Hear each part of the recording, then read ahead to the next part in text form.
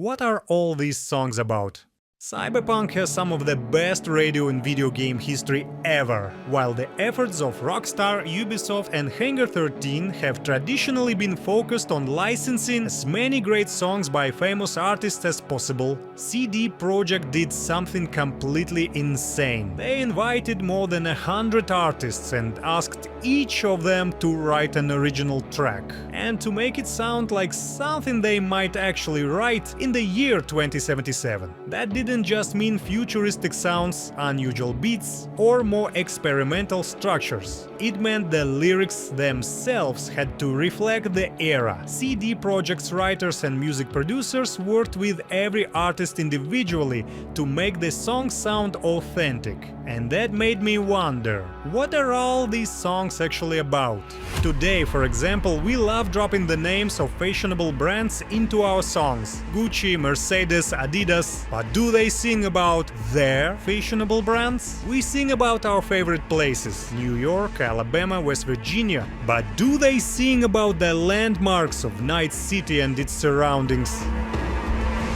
Do they sing about love, hatred and suffering? Or do they sing about implants, cyberpsychosis and brain dances? What problems, passions and anxieties trouble the people of Night City? What do they think about? What's going on inside their heads? What are they trying to express through their art?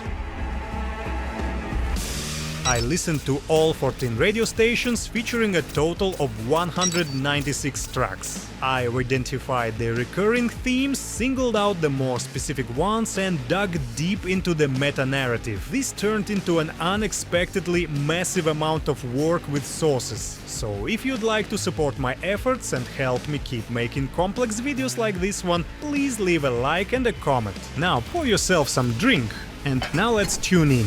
Let's roll. No point in waiting.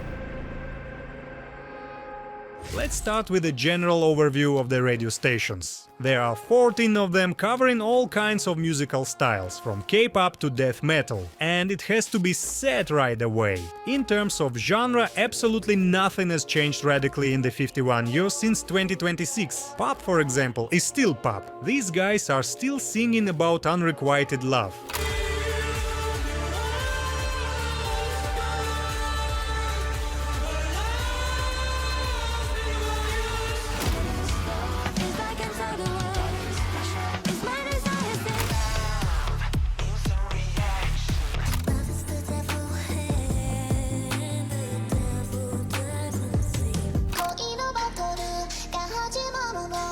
Hip-hop still rests on 5 pillars. Sex. Finish up, ho, I'm in a rush. Play that pussy body parts. Get your girl wet and sticky like the summer rain. Girls wanna fuck, boys wanna be me. Drugs. Don't fall in my sock, I'm trying to make it double too quick. So much down in my society, it'll turn you to a menace.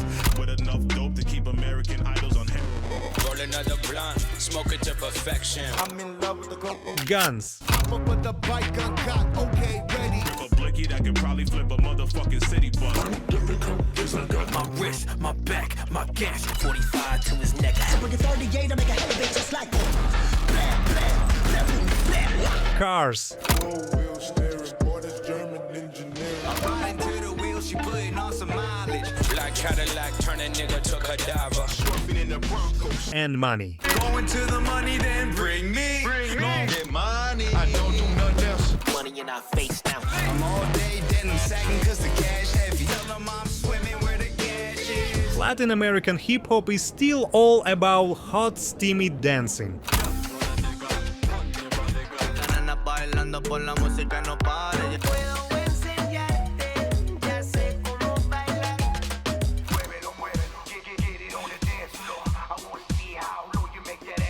And black metal is still about death, rituals and esoteric.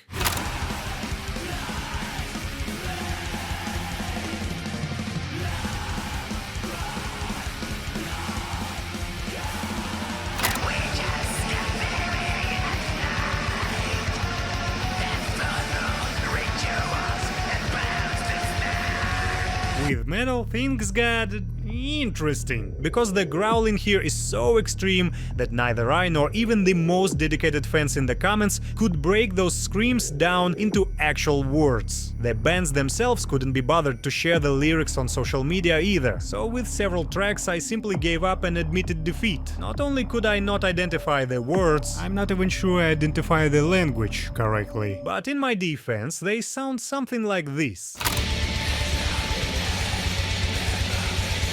But let's talk about the broader themes explored by Night City's artists, and what those themes tell us about this world. Here's a bit of context you already know, or at least should know, about the world of Cyberpunk. In this world, corporations have all but destroyed the state and taken its place. Capitalism has become the new religion, consumer culture has become the center of people's lives. Industrial giants like Kang Tao, Militech and especially Arasaka have infiltrated every aspect of human life. They control security, education, healthcare, transportation, essentially every basic necessity. Ordinary people now live under a system of total control, and everyone is painfully aware of it. That's all in the music. Swine get they high mind, focus on taking mine.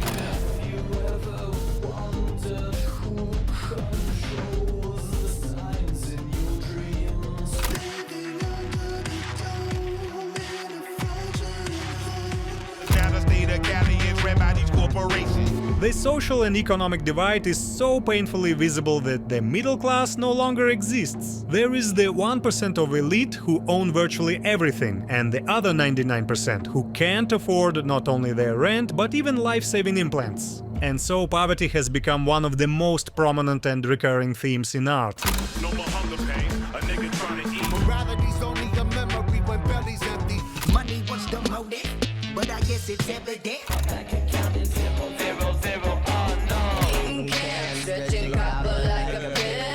And if you do happen to have any money left over, corporations will squeeze it right back out of you. To maintain their control, they have to keep selling.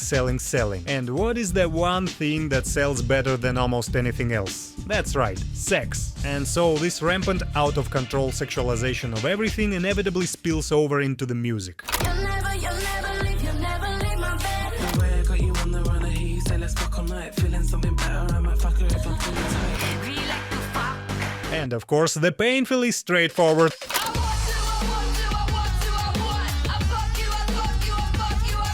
and what they sell first and foremost is style. If life in this world has any meaning at all, it lies in standing out from the crowd and creating a bold, provocative image of your own. And while going through the songs looking for references to fashion, I came across a really fascinating and revealing detail. I couldn't find a single track that described the narrator's appearance in any real detail. But do you know what the artists do describe in the language of fashion? Guns. Weapons are where people find a way to express themselves.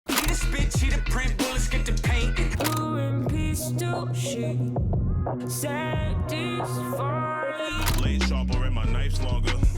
This artistry has been my life's honor. Because Night City is built on a culture of violence. Don't fool yourself, you're not welcome here. Life has no meaning, and opportunities don't simply come your way. You have to fight tooth and nail for every privilege. You have to take your slice of the pie from rival gangs, from corporations, or simply from whoever happens to be weaker than you. Violence has become so deeply ingrained in the life of every cyberpunk that it is no longer merely routine. It becomes an end in itself. It becomes a fetish. And musicians romanticize this radical brutality, lingering over every detail of it, sometimes to an almost masochistic degree.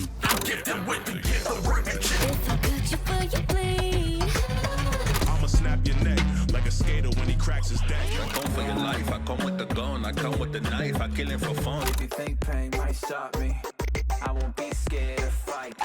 Bring your brass knuckles and black out my eyes! So in Night City, everyone is constantly pushing their luck. But that kind of arrogance can come at a very high price. And here's a funny detail. I'm sure it was completely unintentional. But a surprising number of musicians, without ever coordinating with one another, picked up on this recurring theme in Cyberpunk and ended up using almost exactly the same phrase in their song.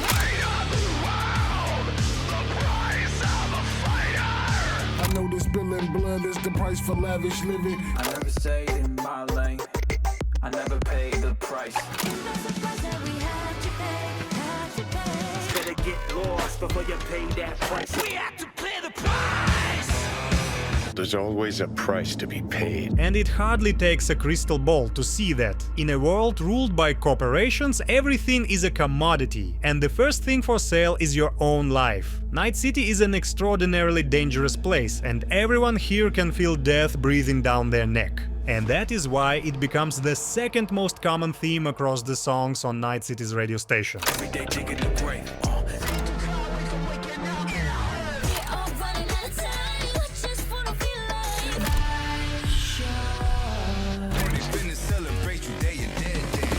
Tripping your dead.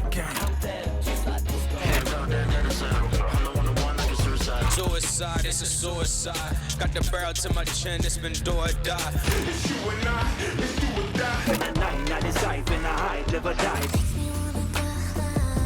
I'd rather die. And in a life with no opportunities, where violence thrives and death is always lurking somewhere nearby, only one purpose remains: to pull off the job of a lifetime, break into the major league, and become a legend, even if only after you're dead. Would you rather live in pieces, Mr. Nobody, die ripe, old, and smelling slightly of urine, or go down for all times in a blaze of glory, smelling near like posies, without seeing your 30th?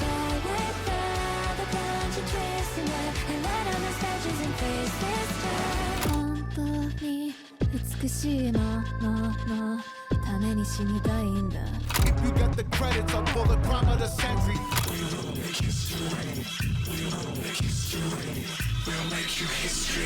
And from this emerges the defining symbol of life in Night City: fire. Again, I'm not sure this was ever a conscious choice, or that the musicians somehow got together and agreed to mention fire so often in their songs. But it's a metaphor that fits cyberpunk almost naturally. Burn to the ground, but burn bright.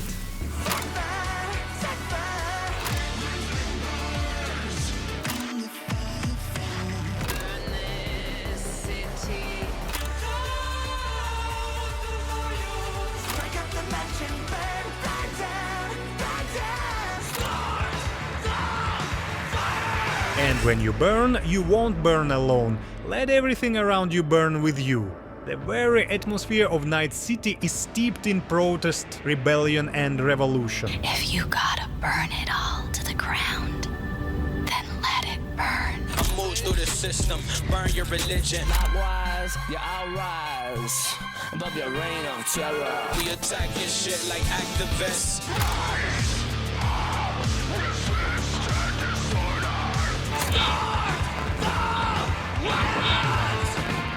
What's interesting isn't just what the artists sing about, but how they sing about it. How, for example, has the leap into the future affected the way these performers speak? Has it affected it at all? I'm happy to report that it has. Cyberpunk slang has found its way into lyrics everywhere, although with wildly varying degrees of success. And here's what I mean. Some artists, in my opinion, approached the assignment with almost impressive laziness. Cyberpunk is about the future. The future is about computers. Therefore, people in the future must constantly mix computer jargon into everyday speech, whether it makes sense or not. Cling on every bite. You move like AI, I move like AI. I'll supply a deletion, the end is 9. Nothing screams 2077 quite like a rapper straight out of 2020 comparing himself to a terabyte, right? And in the same category, there's a whole pile of anachronisms, or simply words that feel strangely out of place in the world of 2077. I'm talking about brands. Cadillac,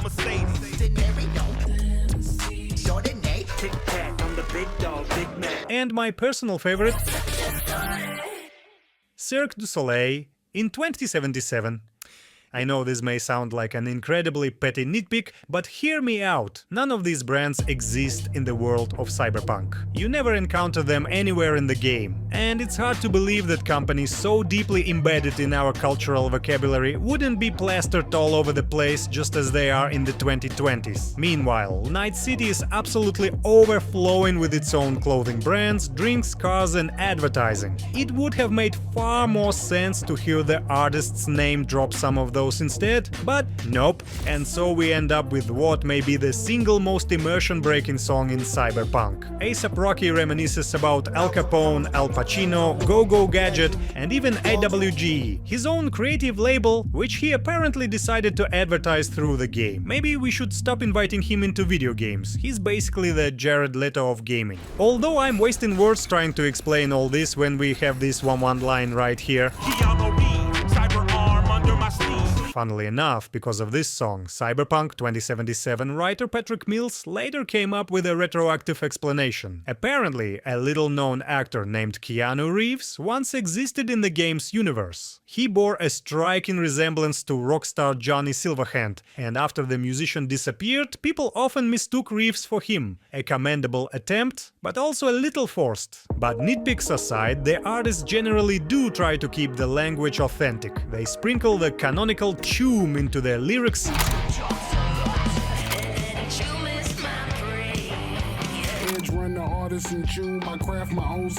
count their eddies, they mention Ripper Dogs.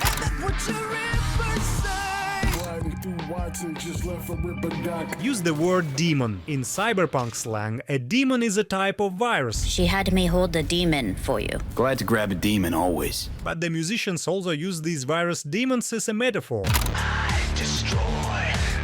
I am a demon. Pray gosh, you don't enter the party. I got demons all over my body. And ice, which in the world of the game means a firewall. So, listen, ice is thicker than I thought. Piercing it'll take a couple hours. And in the case of black ice, it can even strike back and damage the attacker.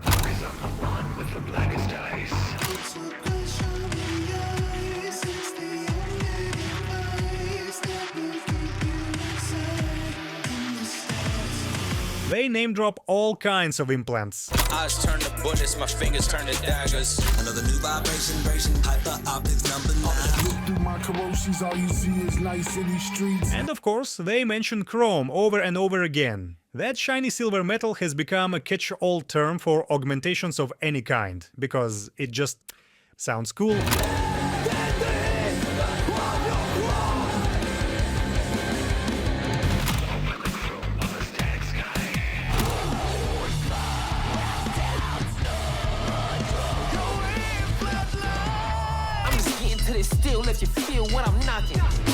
Among the other technologies, the Blackwall also gets a subtle mention, with a hint at the events of the game. It's a massive global firewall that separates the old net from the new one, because the old net is crawling with rogue AIs capable of destroying any netrunner who ventures inside.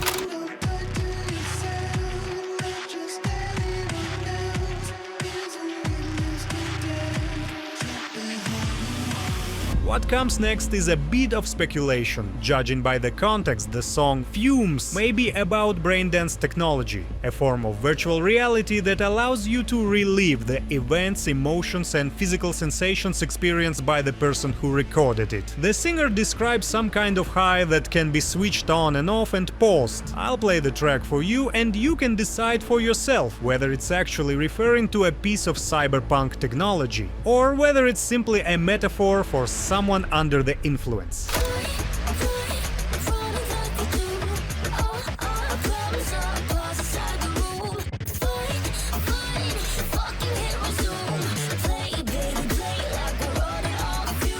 No one sings about cyberpsychosis directly either, but some songs describe its symptoms remarkably well. Past trauma made me into what you call a monster. I'm a product of the horrors this Koa has to offer.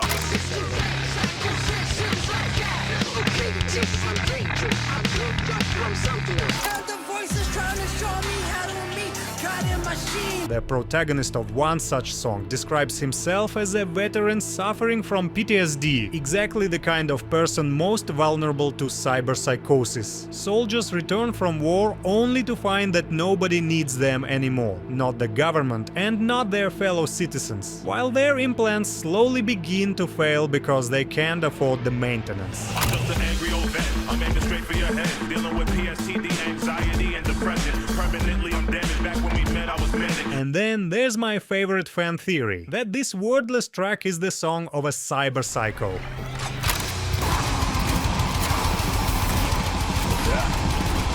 that's it for Cyberpunk's broader themes. From here on, I'll be focusing on much more specific subjects. And of course, the single most important subject people write songs about is Night City.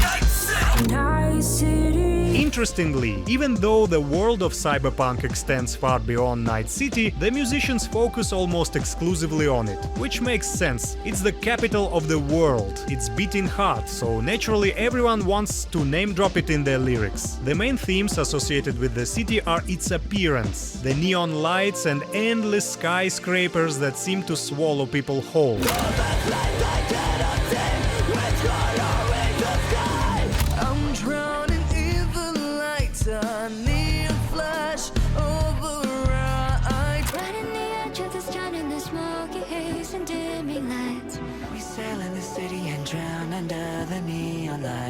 Haven't seen the sun with the naked eye much, so the neon is my god and it shine on the numb. And its way of life, defined by an endless cycle of violence and struggles for power. City of dreams, city of gang. Night City, come with me, baby. You like the money, the life. Tú no sabes, you come with the price. I come for your life. I come with the gun, I come with the knife.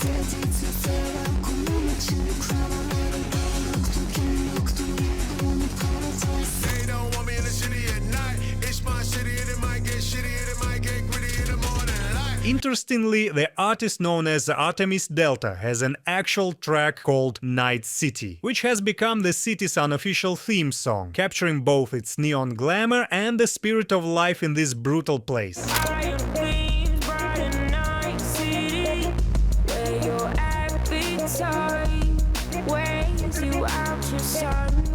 At the same time, the musicians showed little interest in highlighting any particular districts or landmarks, with exactly one exception: the bar where every cyberpunk worth their salt gathers after a successful job, and where a truly spectacular one might earn you a cocktail named in your honor. Age-old tradition.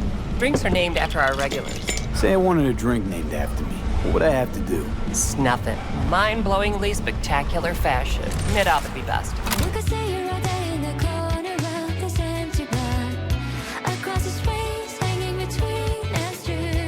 And the afterlife.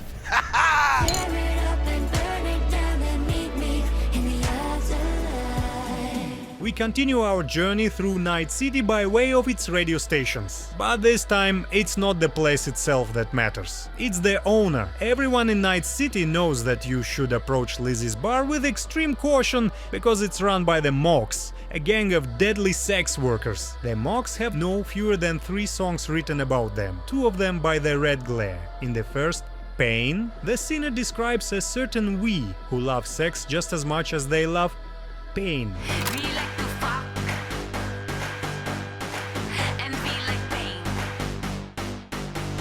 The second song, Violence, is about roughly the same thing. What's interesting here is the way the lyrics are constructed, combining language associated with lust with language associated with aggression. Like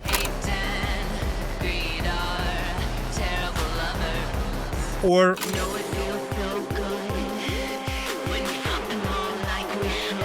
the third song is performed by Spirit Machines, and unlike the first 2, this one doesn't leave even the slightest room for ambiguity. It's an inside job for this lady now.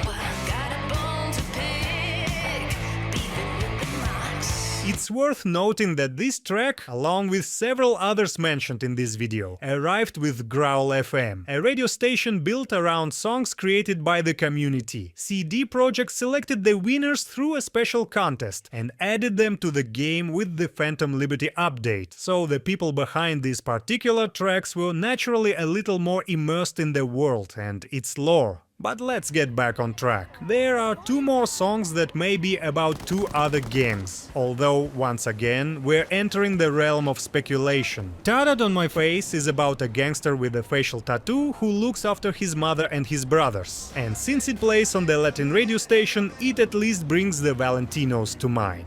On my face, yeah, my heartbreak. I ain't scared of shit, man, I'll say it to your face. On my face, yeah, my heartbreak. I ain't scared of shit, man, I'll say it to your face. The second song is about people who feel like aliens in Night City and travel across the country in a caravan. To me, that sounds like a pretty direct allusion to the nomads, but feel free to disagree with my interpretation. I don't really have any stronger evidence to offer.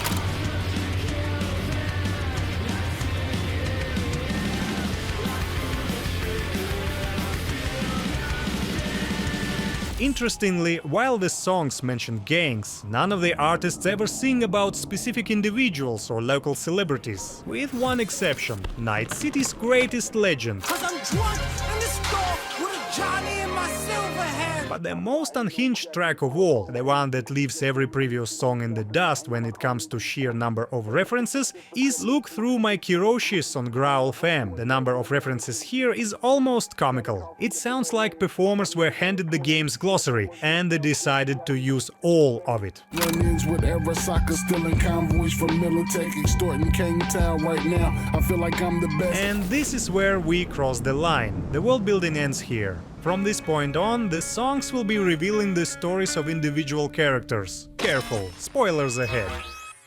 So, the first interesting musical connection to an actual character comes from Delicate Weapon, performed by the in-universe artist Lizzy. It's a song about a troubled relationship in which both partners keep hurting each other. A relationship where everything was ultimately for nothing, and where she admits that she ruined his life. At first it sounds like a fairly standard romantic fantasy with wildly exaggerated emotions. But then you play through Lizzy's questline and discover that the reality is far more complicated. It turns out that Lizzy really is in love with her own manager. And he used to love her too, at least until she covered herself in so much chrome that the implants began altering her brain chemistry. She started genuinely frightening him, watching him, stalking him, threatening him. Eventually, one possible outcome of the storyline reveals that her manager wants to copy and take control of Lizzy's personality, and she kills him in a fit of what looks very much like the early stages of cyberpsychosis. But her remorse quickly gives way to a sudden burst of inspiration. She reshapes the tragedy into an empowering story about being abused by him, hoping to turn it into even more publicity.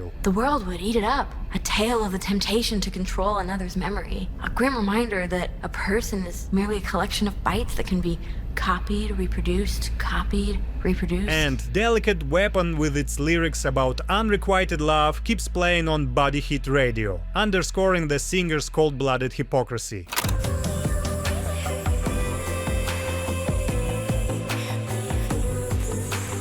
Even more interestingly, 3 years later, the Phantom Liberty expansion would give the song an entirely new context. Lizzy performs Delicate Weapon live during the mission where the expansion's two central characters, Song So Mi and Solomon Reed, meet for the first time in years. The song becomes a kind of anthem for their relationship. Both of them have caused the other an enormous amount of pain, and she really did almost ruin his life once by setting him up to be killed by government agents. But let's move closer to the main story. The entire narrative of Cyberpunk 2077 revolves around a powerful Arasaka technology called Soul Killer. It can transfer a person's consciousness into a digital engram, essentially a kind of flash drive, but only by killing the original. That is how the digital copy of Johnny Silverhand came into existence. But there are fates worse than deaths.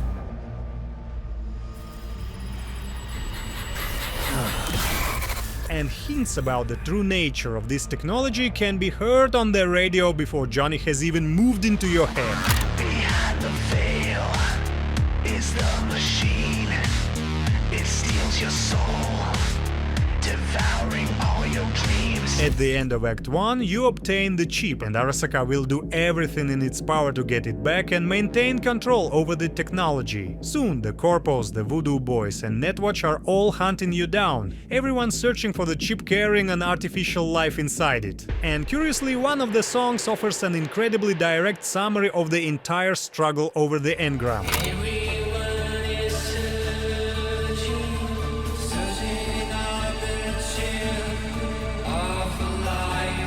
But Soul Killer is old technology. By the time the game takes place, Arasaka has already developed a more advanced version. The Relic 2.0 biochip doesn't merely contain a digital copy of a person. It carries an engram that can be transferred into a new body, granting the wealthiest people in the world something close to absolute immortality. What's more, this technology is just another tool of coercion and corruption. Only the wealthy and powerful elite will have access, and they will pay any price in exchange for a chance at this so-called immortality. And the band Trash Generation delivers exactly that kind of grim prophecy in their song History. This is the century to win your immortality. This is your destiny to multiply the dynasty. But of course, this story began long before the events of the game, back in 2013, somewhere in a Night City bar. It all began with Old Cunningham.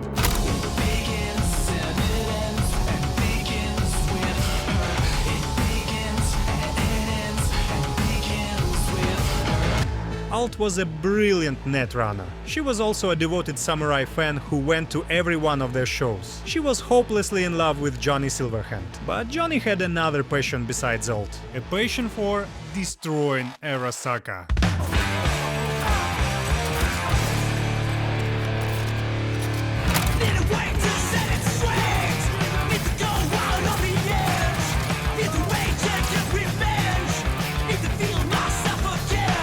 This is Samurai's The Ballad of Buck Ravers, written by Johnny Silverhand, and it mentions one crucial detail from his past. Once upon a time, he was just another sheep in the herd. Don't know how it began, but I was once a decent man.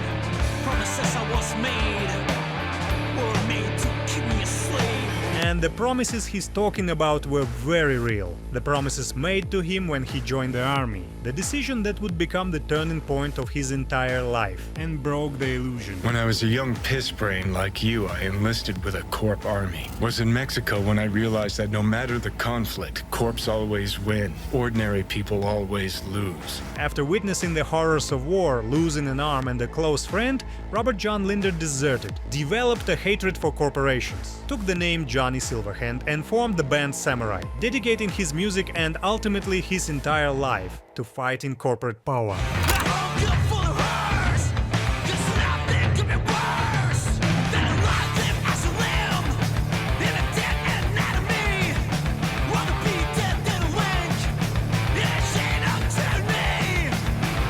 All of that was still just words, until one fateful night, after arguing with Johnny over the fact that his rebellion against Arasaka mattered more to him than she did, Alt headed home. On the way, however, she was kidnapped by corporate agents and taken to Arasaka, who wanted to steal the technology she had been developing at the time. Soul Killer. Silverhand came to rescue her, but without realizing it, he disconnected her from the net at the worst possible moment. Arasaka had already created a digital copy of Alt, but the woman herself was dead. Johnny would later write "Never Fade Away" about that night, regretting that he had failed to choose her while there was still time.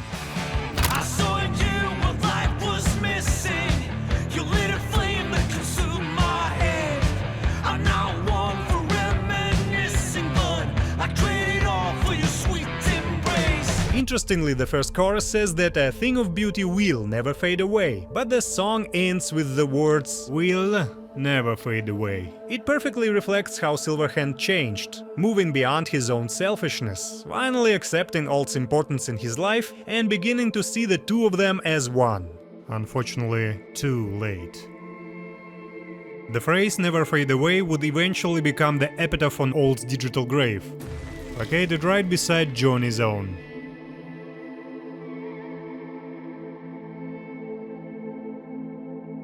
This becomes the turning point. Johnny Silverhand writes a new song, and this time it isn't a manifesto, it's a direct threat. A threat aimed at the vile corpos who dared to take the life of the woman he loved.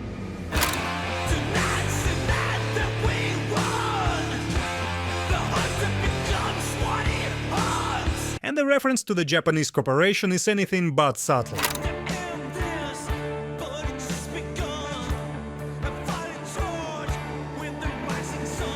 You all know what happened next. Explosion, captivity, digital execution.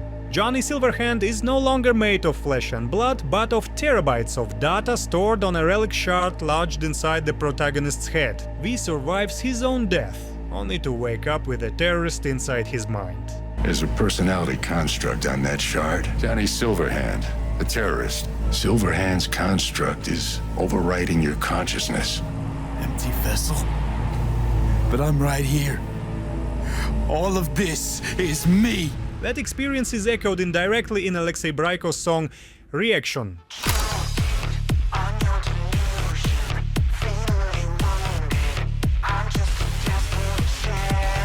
And when the song reaches the bridge, an unmistakable Silverhand part kicks in, asking V to hand over control.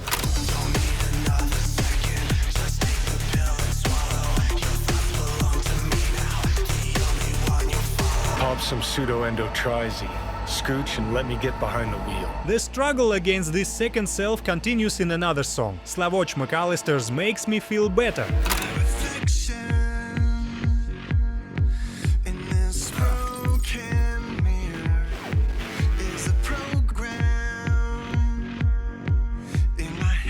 But this time it's not just Silverhand breaking through in the bridge, V himself admits through gritted teeth that Silverhand makes him feel better. Now you're a machine, not your virus to control. 'Cause it makes me feel better. Now I'm thinking free, I'm unplugged but not alone. 'Cause it makes me feel better. There is also an entire set of songs about another equally fascinating cyberpunk character reaching the stage of acceptance. But to understand those, we need to rewind once again, this time to 2008. It's important to remember that Samurai, the famous Chrome rock band, never originally intended to declare war on the corporations. They were rebels, certainly, which is precisely why their first major hit, Chippin' In, exploded the way it did. It struck a nerve. The song captured the band's identity as a gang of anarchists whose mission was to give the government the middle finger. Hence the title. It is of course also a pun on the word chip, the very thing at the heart of the game's story. But above all, it expresses Johnny's willingness to do whatever it takes to challenge the corporations.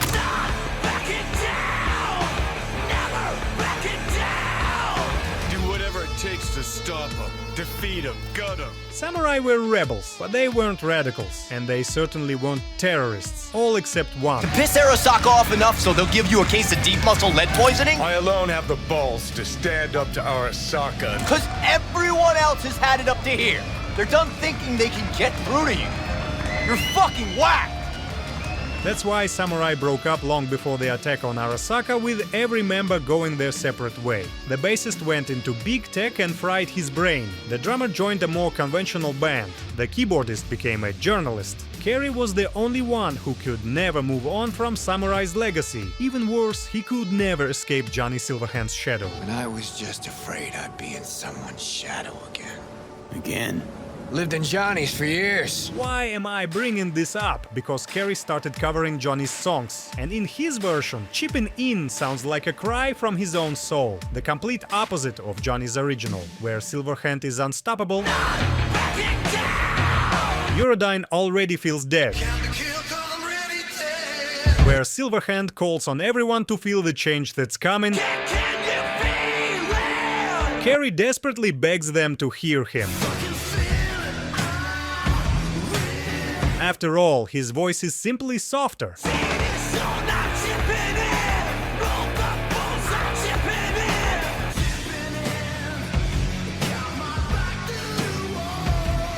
But ultimately, all of this is Kerry trying to beat Silverhand at his own game. Silverhand knows that. And these are the final words Johnny says to him before he dies, provided the player makes the good choice. Get over here, man. Fuck this band. Not your crowd, not your noise. Do your own thing. Kerry follows that advice. He launches a solo career, records several albums, nearly all of them go platinum. He builds an army of fans and earns himself a very comfortable living. Nice place. Ain't seen much of it yet. Moved in after the 4th album came out. All sold well, apparently. Fuck you, Johnny. Don't even start. And yet, The problem never goes away. His lyrics remain full of the same rebellious samurai rhetoric. He is constantly compared to the genius of Johnny Silverhand, and Kerry himself endlessly wondering whether he depends too much on his fans' approval, whether he chases trends too aggressively, and whether he has simply sold out altogether. What if I'm a product just like those dolls, drowning in dirty money instead of swimming in it? One of his songs, User-Friendly, is devoted entirely to this struggle. It's about a corporate, user-friendly world that strips people of their individuality. A world where numbers decide what is cool and what isn't, and where art is drained of its soul just to satisfy the crowd. We never actually hear Kerry's version of the song in the game, but ironically we do hear another version of User-Friendly, a cover performed by Uscracks. So, who exactly are Uscracks? They're a Japanese laser pop idol band, and they were an enormous commercial success. Their albums became popular not only in Japan, but all over the world. And to strengthen their position in the United States, the girls decide to go on tour, where they plan to debut their new song, a cover of Kerry Eurodyne's User-Friendly. Uscracks! You've never seen anything like it! And for Kerry, this is every one of his fears made real. A song about commerce-destroying art performed in an outrageously commercial style.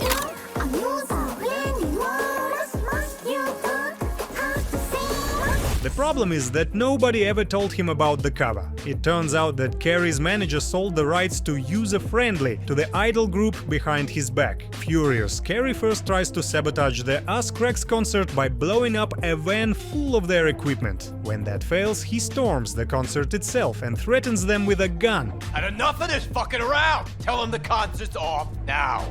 And this becomes a defining moment for him. If Kerry gives in to his insecurities and pressures the group, the girls will keep performing his song anyway, while leaving him with a restraining order and an even deeper crisis over his own identity. Still want to do the cover, even have their lawyers send me a fucking restraining order! Can you imagine? But if Kerry manages to silence that inner self-doubt and agrees to collaborate, he joins Uscracks on stage himself. The crowd erupts, and before long they release a new hit together, Off the Leash, which begins playing on Body Hit Radio. Incidentally, this is the only case in the game where a new song is added to the radio as a direct result of the player sections. Choose to threaten Uscracks and you will never hear it. And this song is a direct reflection on everything Eurodyne has been through.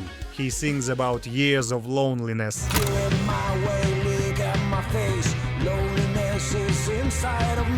About Silverhand, whose return from the dead he now knows all about. He alludes to his own attempt to take his life, which was covered by every media outlet and terrified his fans at the time. Still alive. And finally, he sings about acceptance, accepting himself for who he is.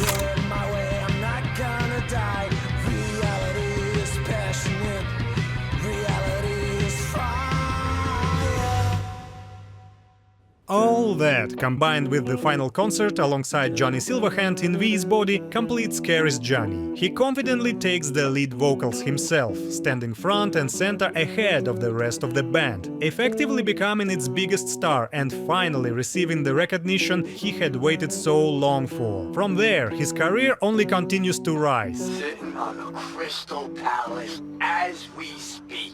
Played a gig yesterday, had this fucking view of Europe. Shit. V, wish you were here. You shake things up, V. Before you came along, I was stuck in the mud.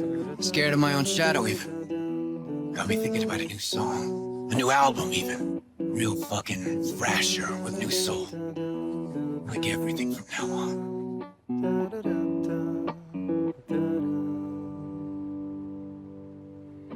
I know what some people are thinking. Who even cares what they're singing about on the radio? Who in their right mind would spend their time closely listening to every track when we're usually just driving from one objective to another? In those few minutes, we're hardly going to immerse ourselves in the deeper lore hidden in Cyberpunk's songs. But that's the beauty of it. It's there. You're completely free to ignore it, and doing so won't diminish your experience of the game in any way. But should you decide to dig a little deeper, should you want to understand or even feel the world of Cyberpunk just a little more, then you'll have to make at least a small effort. After all, there's always a price to be paid.